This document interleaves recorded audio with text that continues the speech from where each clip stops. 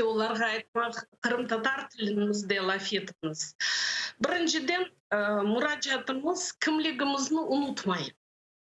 Birinciden Kırım Tatar olsan elbette sen ana tilinde laf edeceksin. Kıskadan aytmağa men şimdi biraz vaktinizni alırım elbette efirden. Mesela toy. Şimdi toylarda çok bizim urf adetlerimiz geçiyor. Ama camiye kirgende yaşlarımızı yazık ki ana tilinde cevap vere almaylar. Ben kaç kere gördüm. Kaçıncı yılınsın adın degende yaşlar cevap vermiyor. Ama toydan evvel bir ay Kırım Tatar kaytarmasın öğrenmege için kapnaylar. Bence onlar hem de bu Kırım Tatar kaytarmasının işte hareketlerini öğrenmek için hem de Kırım Tatar dilini öğrensin. Müracaat böyle. Çünkü bütün bizim urf adetlerimiz o bizim kimliğimiz. Biz onu bu urf adetlerimizin kütlegende yabancı tilde laf etmeye bek ayıp geliyor bence.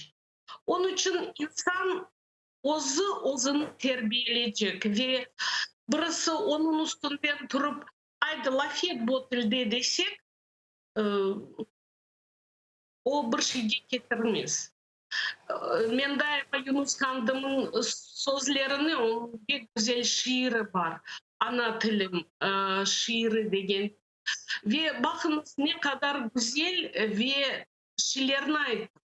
Çünkü bu insanla bağlı bir şeydir. Ana tilim, benim tilim, gerçek tilim, benim çokrağım degende o benim iyiyim degende, benim gülüm en güzel bir şeydir gülüm, benim ilim, aklımda turgan bilgilerim, benim bayrağım, o bizim milli kimliğimiz, benim dalım, çünkü dal degende bir teregin biz hepimiz dalımız. Benim sırrım, gerçek bütün sırlarımızı biz Kırım Tatar tilinde tutsak, birevi bilmez bizim sırlarımızı. Benim kozum ve esas benim tamrım. Biz sözümüzün tamrımızını hiç unutmayacak. Onun için, bu bizim ana tilimizin meselesi daima aytalar. Aktual mevzuda tilimiz kaybolar. Yok, kaybolmayı. Tek biz o tilimizni daima kullanacağız. Çok sağ olun.